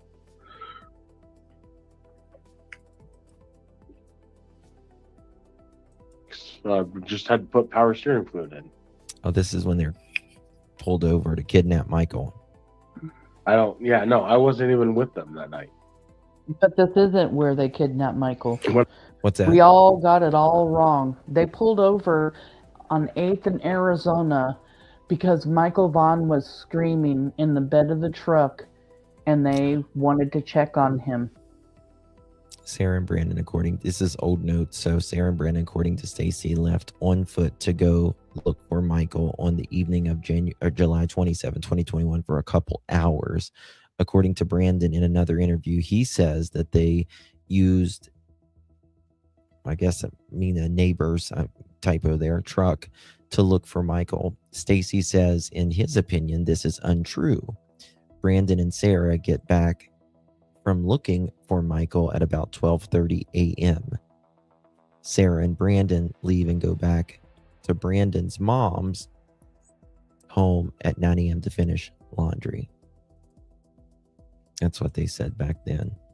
Yeah. And we all assumed that the reason that they pulled over right there, because that's where Michael came up missing, was there on 8th in Arizona, 9th in Arizona. We all assumed that's what they stopped, but Michael was abducted before that, taken to their house, and they stopped on that corner of 8th in Arizona. And Michael was so fucking close. Yeah. And they, the parents, nobody knew.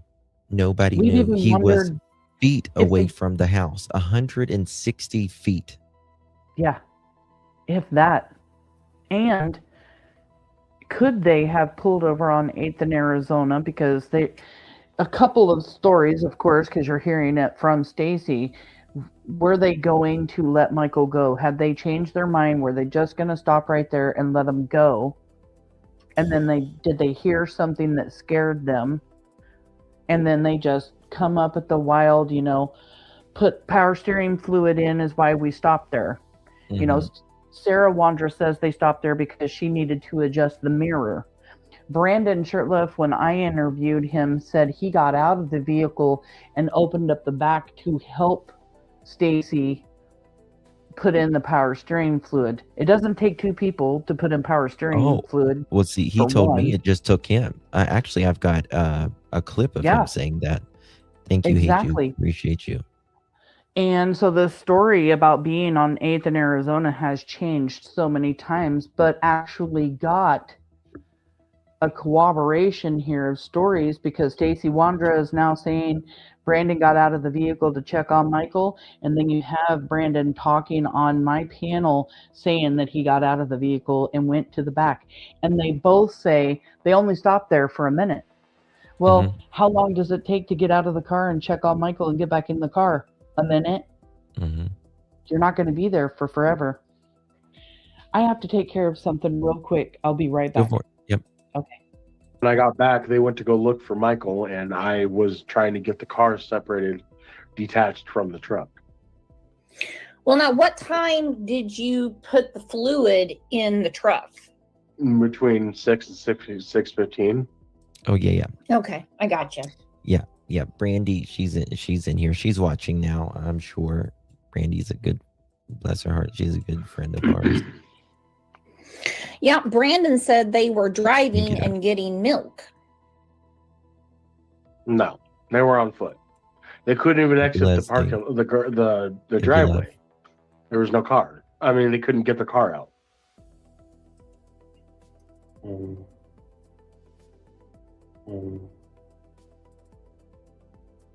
they never brought home milk that night, Christina.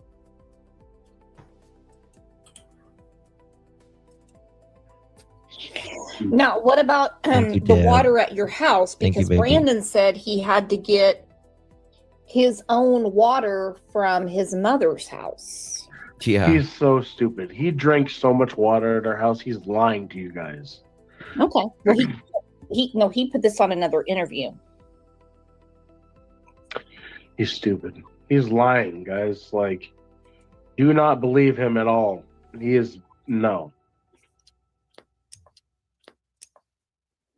All right. So that day you did a taxi run from Ontario to Boise. Correct. Now what? I mean, was she that way before Michael? Sarah changed posting. Oh, this is when she was past. What is this? Because they tried calling my mom and asking her if she thought I would have it. She's like, absolutely not. And they told my mom that Stacey took a polygraph test and he passed, and Sarah and Brandon failed theirs. So they. Oh, I've got some information for you, Justin. Pause it right there. What's that? Yep. In the court documents, Stacey Wondra passed his polygraph. Really? Really. Isn't that interesting? Let me tell you something. These polygraphs. Let me tell you something. If Stacey Wondra passed this polygraph, and Daniel Martell and Don Wells, I don't have a fucking hope in history for a polygraph. I mean, the biggest habitual liar I think I've ever seen in my life passed a polygraph.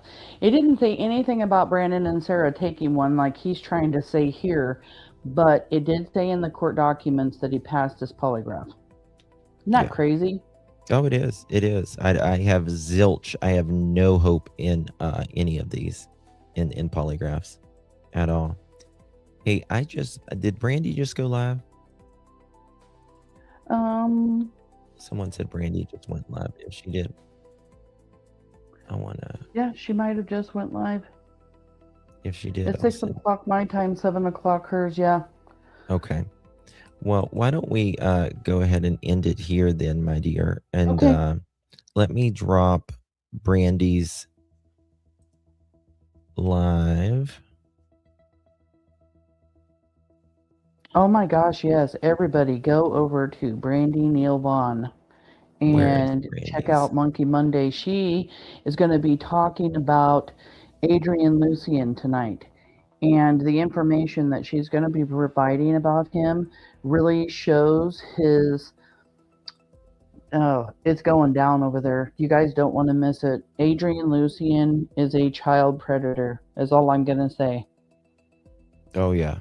Yeah, I just dropped it, and Mod's just dropped it. Sam, you are the absolute best. I want you to know that. You have been just an OG for Michael Vaughan, and Brandy and all, I just appreciate you so much, my dear friend. I hope you know that. Guys, make sure you sub up to Missing P&W Crimes Revisited. Link for the replay crew is in the description, and I'm going to drop Samantha's channel again right there. Make sure you sub up. You do a lot of course, Michael Vaughan. Who else do you cover? Kyron Horman, yes. Those are my two main guys. Those are my two main boys. I've just dig real deep, and it takes a lot of time to put information out there when you dive that deep. So yeah, we get in the thick of it, don't we? We don't just pussyfoot around. Right. Well, thank you so much, Justin, for contacting me today for, to do a live and stuff. Today is a busy day for Michael Joseph Vaughan. If you have any information, please call the tip line. The telephone number is 208-642-6006, or you can email findmichael@fruitland.org. No tip is too big or too small. Please let law enforcement decide whether or not your tip is credible. You can collect over $50,000 if your information brings a conclusion or finds Michael Vaughan, and you can also remain anonymous. Again, that telephone number is 208-642-6006, or you can email findmichael@fruitland.org. Yes, and link is in the description for all that as well, for the replay crew as well. So thank you guys so very much. I'm going to head over to Brandy's, and make sure you guys hit all. When you hit subscribe, make sure you got to hit the bell again and hit all, so that way you don't miss any notifications. Otherwise, YouTube will just notify you every once in a while that we're live or whatever. You got to make sure you hit all so you don't miss anything. Okay, it's guys. It's been a great live. Thank you so much. Thank you, my dear. Appreciate you. And justice for Michael Vaughan. And we pray that the 4 of these predators burn in hell forever. Yes, and ever. Amen. All right. Thanks, Sam. Good night, everyone. Much love. Bye-bye.